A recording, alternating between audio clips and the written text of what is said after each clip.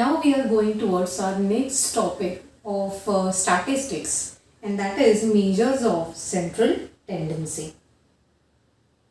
So the name of topic is measures of central tendency.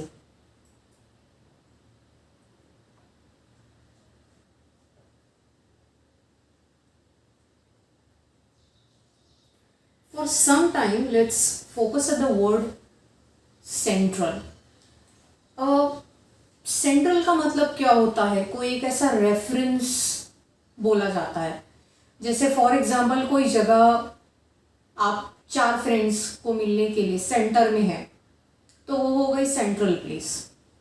या फिर कहीं से आप ट्रैवल करके आ रहे हैं और किसी एक जगह पर मिलना है आपको, तो आप तभी भी सेंट्रल प्लेस का यूज करेंगे। For example, suppose there are 3 friends A, B and C, they stay ऐसे ट्रायंगुलर फॉर्म में, तो कोई D नाम की जगह ढूंढेंगे जो तीनों को ना सेंटर में पड़ेगी।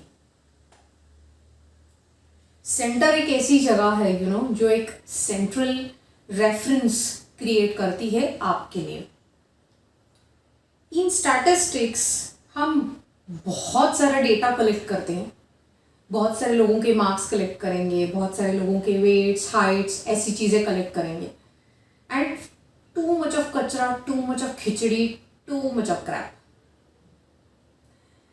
अगर कोई लोअर लेवल एडमिनिस्ट्रेटिव बंदा है, कोई लोअर लेवल का बंदा है, लोअर लेवल एडमिनिस्ट्रेशन में है, तो उसके लिए तो ठीक ही है पूरा डेटाबेस बनाने का काम है उसका।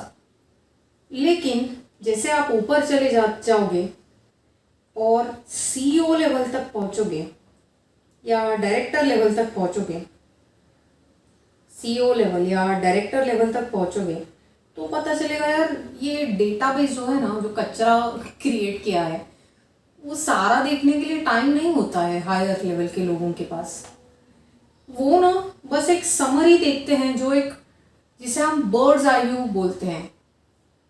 बर्ड्स आई व्यू मतलब दूर से देखना है बस हमें, वी हैव अ लुक एक ऊपर से to get a rough idea. These people are smarter also. तो उन्हें वो वाला डेटा नहीं चलता जो लोअर लेवल के एडमिन या मिडिल लेवल के एडमिन लोग यूज करते हैं। किसी भी डेटा को या उसके ट्रेंड को समझने के लिए एक रेफरेंस वैल्यू बता दिया तो काम हो जाता है। इसका एक अच्छा सा एग्जांपल देते हैं। ये देखिए, सपोज मैं आपको कहीं बता रही हूँ कि एक पर्टिकुलर ग्रुप 1 है जिसका महीने का इनकम है 40,000 rupees per month. 40,000 rupees per month. आपके दिमाग में इमीडिएटली क्या आएगा? ये लोअर मिडिल या kind of upper middle class है, लोअर मिडिल या फिर अपर मिडिल क्लास है, उस ब्रैकेट में आता है। अगर 40,000 पर मंथ मैं बोल रही हूँ कि एवरेज है 1,000 लोगों का, 1,000 पीपल, इनका डेटा मैंने कलेक्ट किया और उनका एक reference value, central value, average value बता दिया कि देर आर 1,000 पीपल जिनका एवरेज मैंने निकाला है एंड 4,000 जो है वो आंसर आ रहा है। तो आप इमीडिएटली बोलोगे ठीक है 40,000 रुपीज़ अ मंथ, शायद से लोअर मिडिल क्लास या alright, this is the first cut from the video. Suppose, consider this case. Group 1 में कुछ 1,000 लोग हैं और उनके डेटाबेस को मैंने कलेक्ट किया है। I have been looking upon their salaries. In the and मुझे पता चलता है कि एवरेज में इनकी सैलरीज आ रही है कुछ 40,000 rupees per month. Current scenario के हिसाब से 40,000 पर मंथ वाला बंदा अराउंड लोअर मिडिल क्लास में आता है, अराउंड लोअर मिडिल क्लास में आता है। सो इमीडिएटली आप जो रेफरेंस वैल्यू देख रहे हो उसे देख के आपको इमीडिएटली पता चलेगा कि ओवरऑल डेटा जो है ना उसका क्रक्स क्या है, कि वो किस बारे में बात करता है। सो ये हो गया ग्रुप 1 का सिनारियो। अगर मैं ग्रुप 2 की बात करूं जहाँ पे एवरेज इनकम है 8,000 रुपीज़ पर मंथ, तो आप बोलोगे यार ये कहीं पे ना शायद से लेबर क्लास है। 8,000 रुपीज़ पर मंथ यानी कि और भी लोअर इनकम की कैटेगरी में गिरता है। सिमिलरली अगर मैं ग्रुप 3 की बात करूं, जहां पे इनकम है आपका एक काम करते हैं, 1 लाख लेते हैं, 1 लाख रुपीज़ पर मंथ। तो आप बोलोगे शायद ना ये बंदे आईटी के लोग हैं, ये आईटी वाले प्रोफेशनल्स हैं, या कॉस्ट एंड मैनेजमेंट अकाउंटेंट्स हैं, या चार्टर्ड अकाउंटेंट्स हैं, या कंपनी सेक्रेटरीज हैं, ये एजुकेटेड वाला क्लास है। सो ये ग्रुप 3 वाला आएगा अराउंड अपर मिडिल क्लास में। अगर मैं ग्रुप 4 की बात करूं, जहां पे पर मंथ का इनकम है 10 लाख रुपया, तो आप बोलोगे यार ये ना रिच वाला क्लास है, क्योंकि इनकम जो है अच्छा खासा है, 10 लाख रुपए पर मंथ। तो हर बार जो मैंने डेटा कलेक्ट किया है वो मैंने पूरा देखा ही नहीं, मैंने बस एवरेज की तरफ देखा और मेरा अंदाजा लगा दिया। सो दैट इज हाउ हम लोग एक सेंट्रल वैल्यू को यूज करते हैं in order to get the idea of the whole database of the overall scenario. So I hope this is clear. ये तो एक रफ चीज हो गया। इस मेजर्स ऑफ सेंट्रल टेंडेंसी में हम टेक्निकली सबसे ज्यादा 3 चीजों का यूज करते हैं। कौन कौन सी चीजों का यूज करते हैं? सो कौन कौन से हैं measures of central tendency? Measures of central tendency,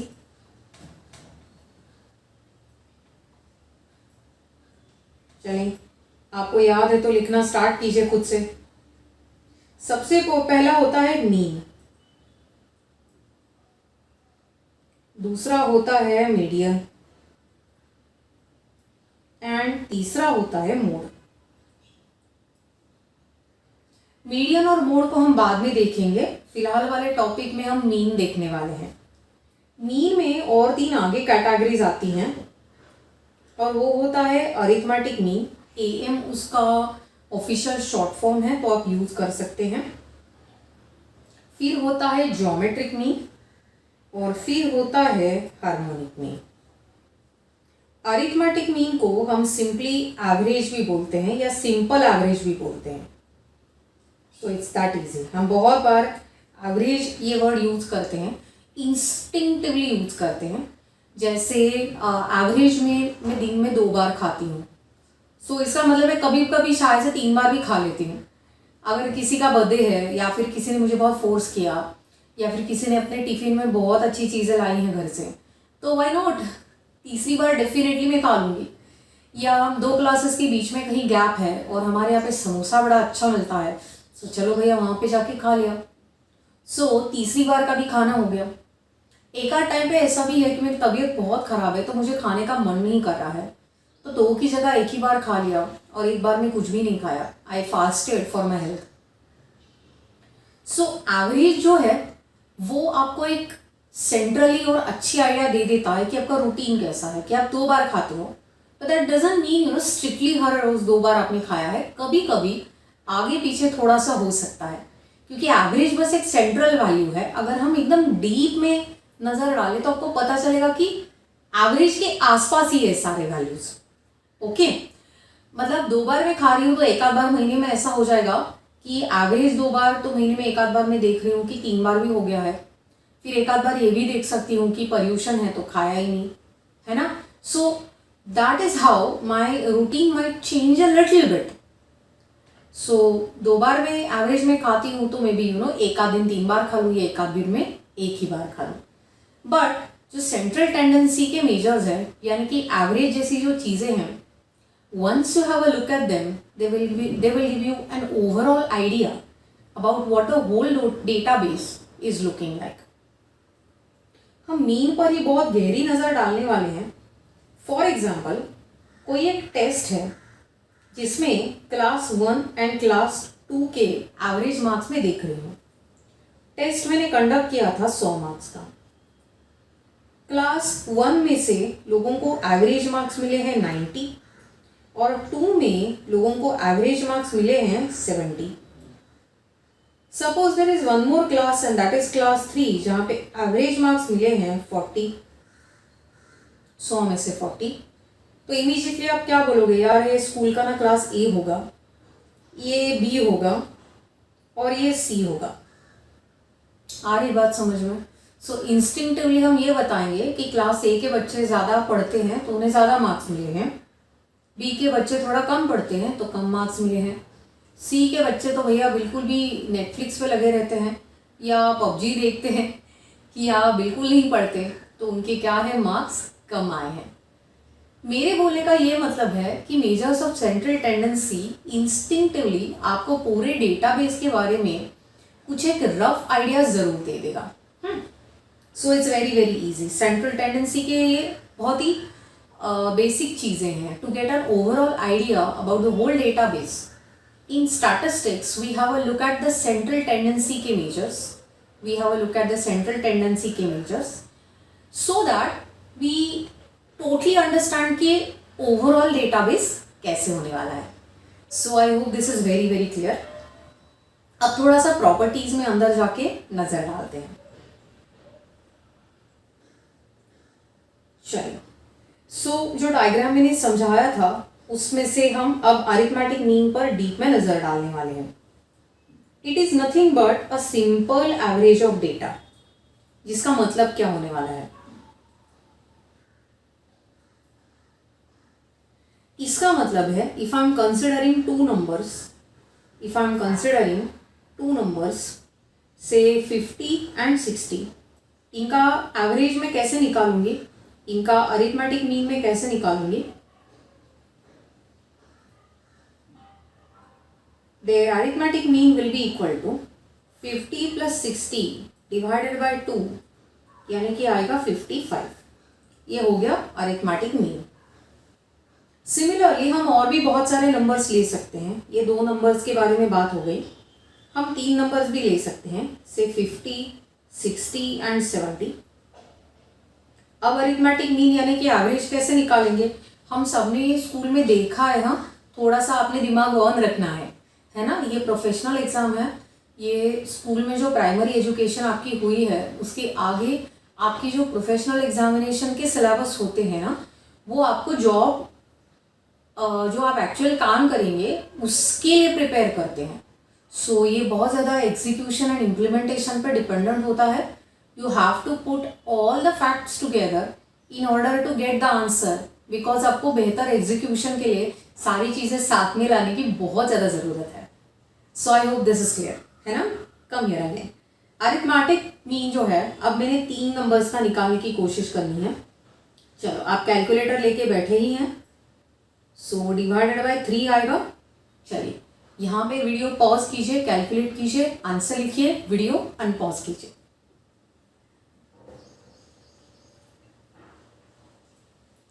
आ गया आपका answer 60। So I hope this is very very clear, है ना। ये आंसर आ गया आपका 60।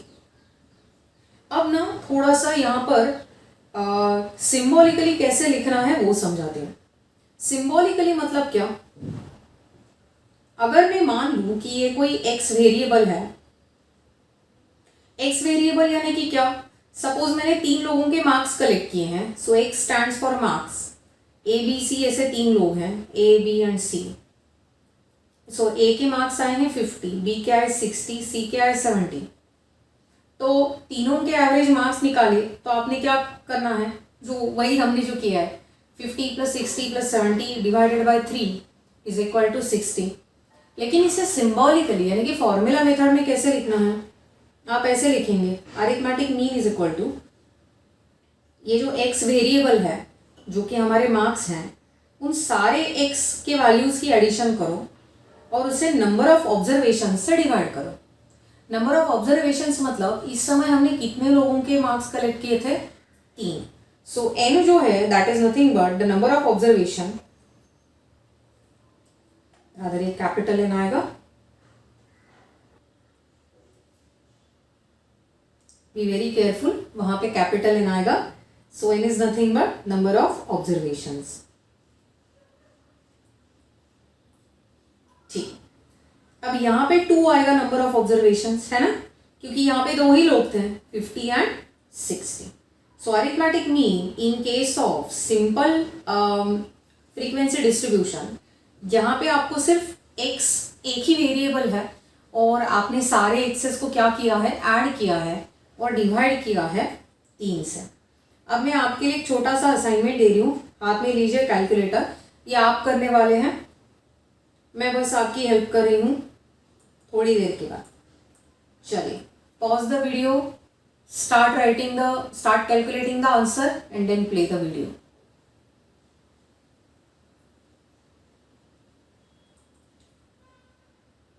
I hope you are done. सबसे पहले आपने क्या करना है, arithmetic mean is equal to summation x upon n, जहाँ पे n will stand for number of observations. तो डिवाइड बाय करेंगे आप 4, कितना आया है आपका answer, is it 100/4? So arithmetic mean is nothing but 25. Okay.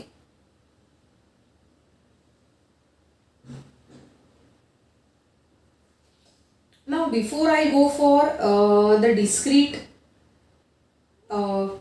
data with frequency, जो कि यहाँ पे ऊपर में सिर्फ x था, यहाँ पे frequency नहीं था, ये जो क्लासेस हैं rather ये जो टाइप है इसको मैं बोलूँगी सिर्फ x, यानी कि ये सिंपल डिस्ट्रीब्यूशन है, उसमें फ्रीक्वेंसी नहीं है, लेकिन कभी कभी x एंड f के रूप में भी डेटा दिया जाता है। So before we go ahead with that, मुझे थोड़े से फीचर्स डिस्कस करने हैं। So will start discussing the features, it's very easy. Features किस चीज़ के, फीचर्स ऑफ अरिथमेटिक मीन, बहुत इजी है।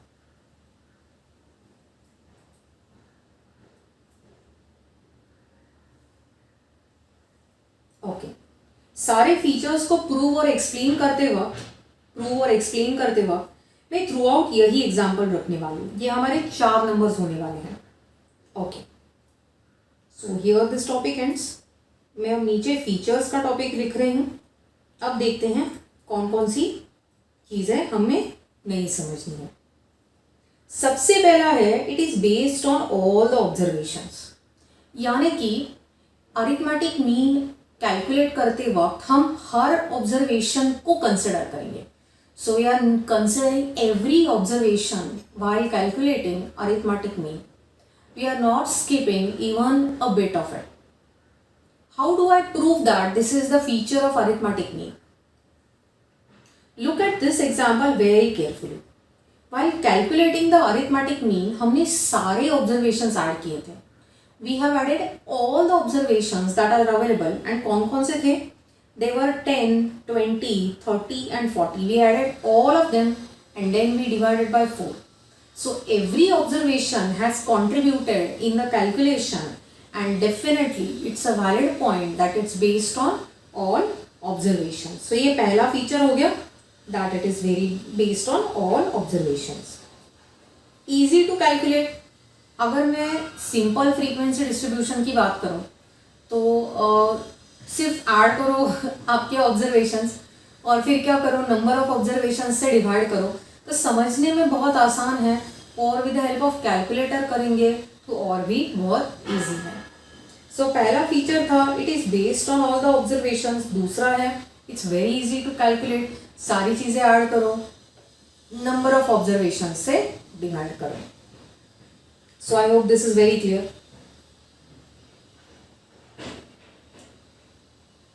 Okay, it has mathematical properties. ये हम नीचे थोड़ा सा यहाँ पर जाएंगे तो आएंगे, प्रॉपर्टीज ऑफ अरिथमेटिक मीन, ये मैथमेटिकल प्रॉपर्टीज हैं। सो देखते हैं। अगला है, it can neither be determined by inspection nor bye graphical location, क्योंकि इसके लिए सिर्फ कैलकुलेशन मेथड ही यूजफुल है। इसके लिए कैलकुलेट ही करना पड़ेगा, सिर्फ देख के या ग्राफिकल लोकेशन वगैरह देख के simply by observation it's impossible to do it. हमें इसके लिए कैलकुलेशन मेथड का ही यूज करना होगा। ऑलराइट, अगला है, it can not be computed for qualitative data. जैसे अगर आप ऑनेस्टी की बात करें तो आप ऑनेस्टी गिन नहीं सकते हैं, जैसे मार्क्स को गिन सकते हैं। सो क्वालिटेटिव डेटा की हम बात करें तो it's impossible to compute arithmetic mean. Alright, अगला सबसे इंपॉर्टेंट फीचर है, it is duly affected by extreme observations and hence it's not a good representative जहाँ पे एक्सट्रीम ऑब्जर्वेशन प्रेजेंट है। ये एक्सप्लेन कर देती हूँ, बहुत सिंपल है। Suppose I'm trying to collect income of 5 people, A, B, C, D and M. A, B, C, D and M. A का मंथली इनकम है 30,000, B का मंथली इनकम है 35,000, C का मंथली इनकम है 40,000 एंड D का monthly income है 45,000. M को बाद में ऐड करूंगी, फिलहाल 3-4 ही करके देखते हैं. चलो, कैलकुलेटर है आपके पास, डिवाइडेड बाय 4 कर दीजिए. कैलकुलेटर है आपके पास, डिवाइडेड बाय आप 4 करेंगे. I will wait for you.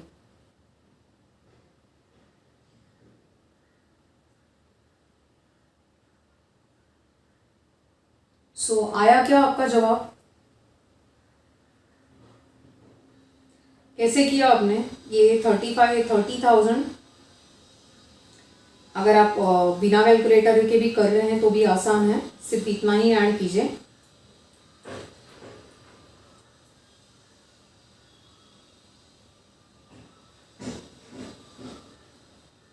सो ये आ रहा है 1,50,000. It's very easy. अपॉन 4 करेंगे आप. आई होप दिस इज 37,500, है ना?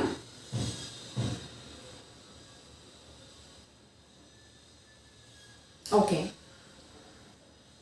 सो देखिए, आप अगेन क्या बोलेंगे, यार कोई मिडिल क्लास वाला केस है या लोअर मिडिल क्लास वाला इनकम है और बढ़ाना चाहिए ना, सीए में कंप्लीट करना चाहिए या सीए कंप्लीट करना चाहिए या सीएस कंप्लीट करना चाहिए, तो और भी इनकम आएगा, है ना? अब इसमें मैं मोटा भाई का इनकम ऐड करने वाली हूँ. मोटा भाई, आज के बाद से अगर मैं मोटा भाई की बात करूं तो इमीडिएटली आप मुकेश अंबानी जी को सामने लाएंगे, ठीक है? अब इनकी इनकम है 1,000 करोड़ रुपीस. कितने जीरोस आएंगे देखिए, करोड़ के लिए कितने जीरोस आते हैं.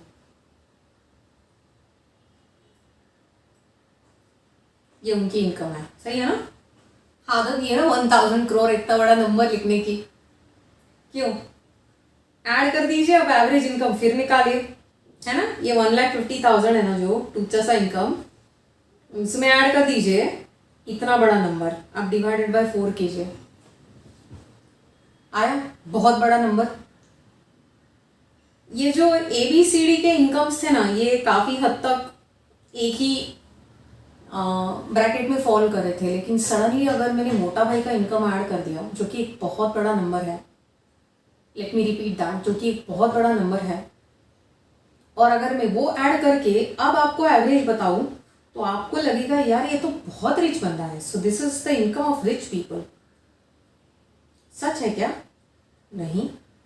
अगर ग्रुप में बात करूं तो 5 में से 4 तो लोअर इनकम वाले क्लास में है एंड 1 क्या है? Ultra high net worth individual. Ultra high net worth individual, ये डब्ल्यू नहीं लिखते हैं. सो अगर किसी अल्ट्रा हाई नेटवर्थ इंडिविजुअल का इनकम में ऐड कर दूं तो आप बहुत आसानी से मिसलीड हो जाएंगे. आ रही बात समझ में?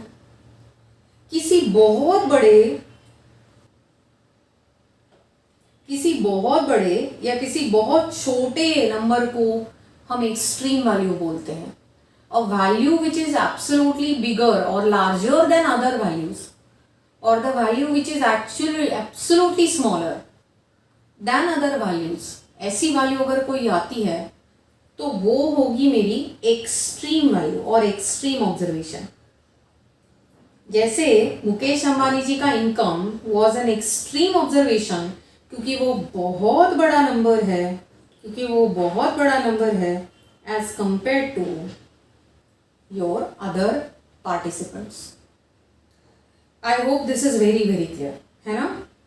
Similarly, इसी 30,000, 35,000, 40,000 एंड 45,000 में मैं 5,000 ऐड कर दूं तो भी ये बहुत हद तक मैनिपुलेट हो जाएगा. या फिर मैं किसी स्टूडेंट का इनकम ऐड कर दूं 5,000 की जगह, जो कि 0 है, पॉकेट मनी आपका इनकम नहीं है, वो आपको फुकट में मिल रहा है, आपके अपने कमाए हुए पैसे आपका इनकम होगा। सो ये जो 0 है ये स्टूडेंट का इनकम है, ये स्टूडेंट का इनकम है। एंड इसे मैं ऐड कर दूं तो ये सडनली ना वैल्यू बहुत छोटी दिखने लगेगी। आप करके देखिए, आप करके देखिए, यानी कि अब आपको क्या करना है, 1,50,000 में, चलिए मेरे साथ आप करेंगे, 1,50,000 में 0 ऐड कीजिए, और अब अगर 4 की जगह आपको करना क्या पड़ेगा, 5। अब आंसर क्या आएगा, 30,000। एकदम कम हो गया एवरेज, कंसिडरेबली कम हो गया। पहले देखिए क्या था एवरेज, 37,500, अब हो गया 30,000। सो कोई छोटी वैल्यू अगर प्रेजेंट है ना उस पर्टिकुलर ऑब्जर्वेशन में, तो उसका एग्जिस्टेंस छुप जाता है और हम मिसलीड हो जाते हैं। सिमिलरली कोई बड़ी वैल्यू प्रेजेंट है तो एवरेज का आंसर बहुत बड़ा आएगा, and in that case as well we will mislead ourselves. So अगर कोई एक्सट्रीम ऑब्जर्वेशन उसमें प्रेजेंट है, ऑब्जर्वेशन में प्रेजेंट है, तो एवरेज लेने के बाद हम बहुत हद तक क्या हो सकते हैं, मिसलीड या कंफ्यूज हो सकते हैं। So I hope this is very very clear. It cannot be computed for the distribution with open ends or open end classes. Open end classes का मतलब क्या होता है, सिंपल एग्जांपल लेके समझाती हूँ। ओपन एंड क्लासेस का मतलब क्या होता है, सो सपोज आपका क्लासेस आपके ऐसे हैं 0 to 10, 10 to 20, 20 to 30, 30 to 40, ऐसा कुछ है। एंड इसके आगे आपने ऐसी क्लास ली है कि अबव 40, एक मिनट, अबव 40, यानी कि 40 to 50 बनाया ही नहीं। अबव 40 मतलब 40 के आगे 100 भी हो सकता है, क्योंकि 40 के ऊपर मतलब 100 भी है, 200 भी है, 500 भी है, and even 1 lakh is there above 40। So आपको अगर अपना अरिथमेटिक मीन कैलकुलेट करना है तो ऐसा ओपन एंड क्लास नहीं चलेगा। इंस्टेड ऑफ 40 अगर अबव 40 आपको 40 to 50 ऐसी कुछ चीज़ लिखनी होगी। सो अबव 40 जो है ये कोई मतलब नहीं बनता है, क्योंकि उसमें क्लासिफिकेशन पता नहीं चल रहा है कि हम कहाँ तक के वैल्यूज़ दे रहे हैं, 100 तक के दे रहे हैं, 200 तक के दे रहे हैं, या 40 to 45 के बीच में ही दे रहे हैं। So you will have to specify all the upper limits and all the lower limits. All the lower limits का क्या मतलब है, अगर 0 to 10 की जगह मैं सिर्फ इतना लिख दूं कि लोअर देन 10, तभी भी वही इशू आएगा। लोअर देन 10 मतलब कितना भैया, कोई नेगेटिव वैल्यू भी है क्या? So you have to define all the lower limits, all the upper limits, in order to make sure that कि आपका अरिथमेटिक मीन का कैलकुलेशन हो जाए। ओके, सो अबव 5 या अबव 10 या अबव 20 ऐसा आप लिख के छोड़ नहीं सकते हैं। सिमिलरली अगर आपका डिस्ट्रीब्यूशन एक्स एंड एफ वाला है, जहाँ पे आप ऐसी क्लासिफिकेशंस करते हैं से 3, 9, 7, 2, और फिर यहाँ पे लिखते हैं 5 एंड अबव, तो नहीं चलेगा, ये ओपन एंड हो गया। You will have to specify and classify everything properly in order to get an arithmetic mean. So I hope this is clear कि आपका जो डिस्ट्रीब्यूशन है वो ओपन एंड वाला नहीं होना चाहिए, उसमें क्लियरली स्पेसिफिकेशंस होनी चाहिए। अब अगर आगे जाएं तो yes, it is one of the most popular average, हम बचपन से सुनते हैं, और एवरेज ये वर्ड हम भी बहुत आसानी से यूज़ करते हैं, समझने में आसान है, कैलकुलेशन में सिंपल है। So arithmetic mean is one of the most popular averages, and that is the reason it is the best measure of central tendency, and arithmetic mean को हम बहुत फ्रीक्वेंटली इसीलिए यूज करते हैं। चलो अब मैथमेटिकल प्रॉपर्टीज की तरफ जाते हैं। I just clean the board little bit. Okay, अगर सारे ऑब्जर्वेशन सेम है तो मीन भी सेम ही आएगा, which means if all the observations are equal to 10,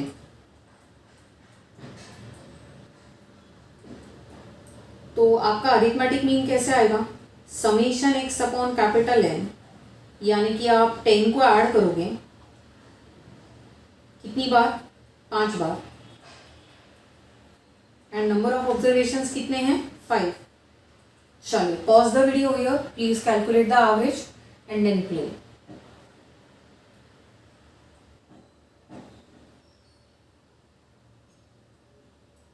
Is your arithmetic mean equal to 10?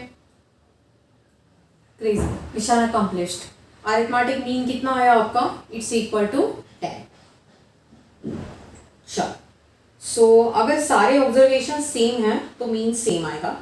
Similarly थोड़ा और इसे एम्फोसाइज करते हैं अपने दिमाग में. दूसरा एग्जाम्पल दे रही हूँ. So if all the observations are 50, तो आपका मीन क्या आएगा?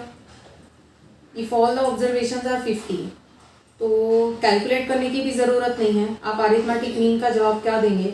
Arithmetic mean will be equal to 50 because all the observations are same. So similarly if every observation in this particular series is say for example y, so every observation is in terms of y. कितने हैं वो भी गिनने की ज़रूरत नहीं है. आप इमीडिएटली क्या लिख देंगे? अरिथमेटिक मीन कितना आएगा? y. So if all the observations are the same, arithmetic mean will be the same. This is very easy. This one is one of the very important properties. इसे आप mark करके रखेंगे. Sum of the deviations of all observations about arithmetic mean is 0. Sum of deviations यानी कि sum of differences आप याद रखिए. Sum of the differences. चलिए ये देखते हैं प्रॉपर्टी क्या है. Okay, let's take an example.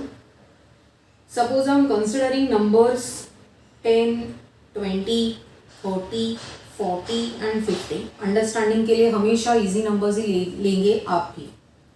Calculate arithmetic mean please. How do we do that? We add all the numbers. Please do it. Now we divide by number of observations, which is 5. आपका arithmetic mean कितना आएगा? चलो pause the video, calculate and then replay it. Is it equal to 30? Very good. Property दोबारा से पढ़िए. Sum of the deviations of all observations about arithmetic mean is 0. Deviations यानी कि differences. किस चीज के differences करेंगे देखते हैं.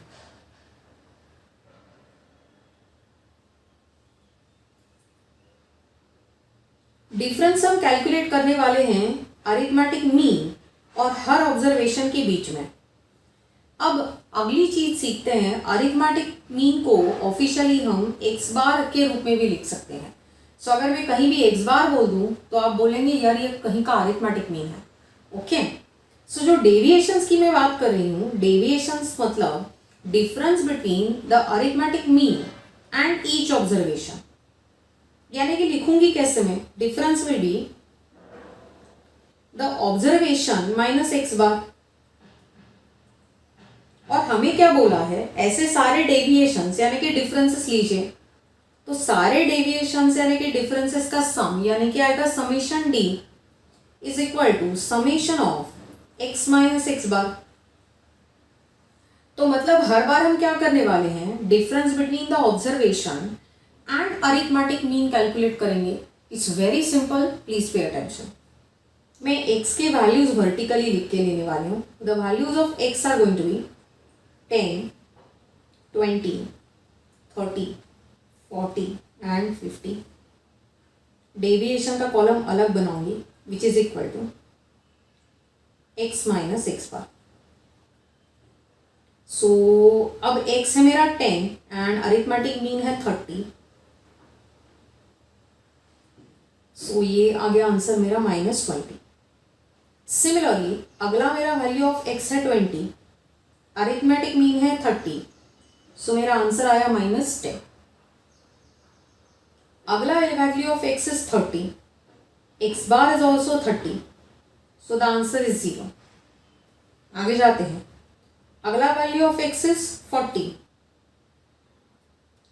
एक्स बार है 30, सो मेरा आंसर आ रहा है +10।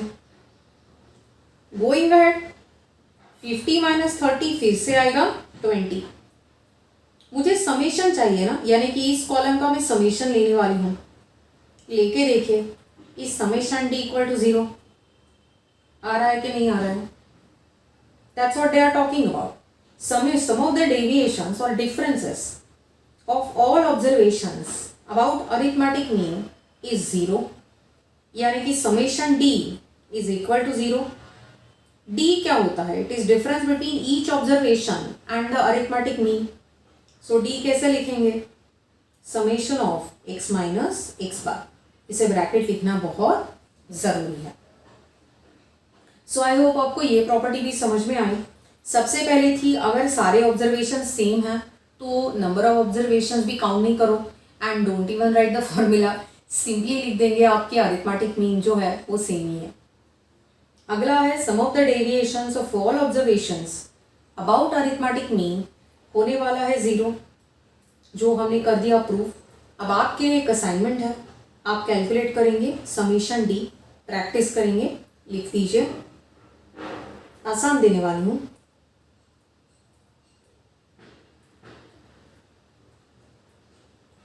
And 100, this is an assignment for you.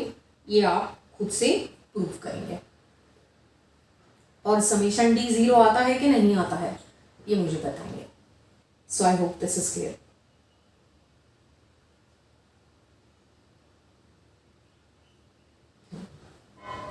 अगला जो प्रॉपर्टी है it's quite related to the previous property.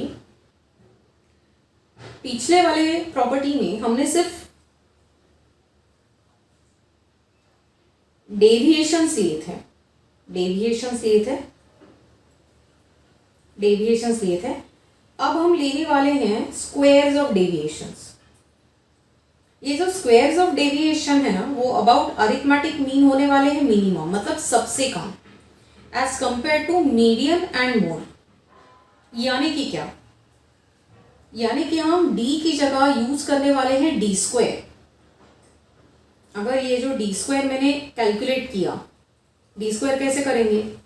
ये जो डी आया है we need to square them. So -20 का स्क्वायर इज 400, -10 का square is 100, then it is 0, then 10 का स्क्वायर इज 100 अगेन, एंड इसका स्क्वायर इज 400, 20 का square 400। So summation d square जो है ना इज गोइंग टू बी कितना आ रहा है? 1000। ये मिनिमम है एज कंपेयर टू अगर हम डेविएशन लेते हैं एक्स माइनस मीडियन, यानी कि difference between each observation and median, या फिर difference between each observation and mode, where M stands for median and then Z stands for mode. I hope ये बात आपकी अच्छे से समझ में आई है। क्या किया हमने पहले जो D है उसका वैल्यू कैलकुलेट किया था। कैसे किया था? We calculated the difference between each observation and mean, और फिर हमने देखा कि डी के कुछ वैल्यूज आते हैं, फिर ऐड किया तो पता चला summation d is equal to 0। फिर मैं बोल रही हूँ डी स्क्वायर करके देखिए, which is nothing but 1000 summation आ रहा है डी स्क्वायर का। Summation of d square is 1000।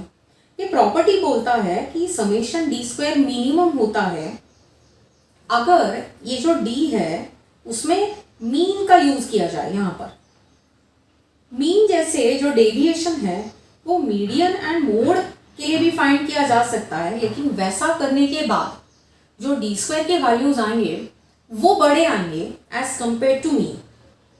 In short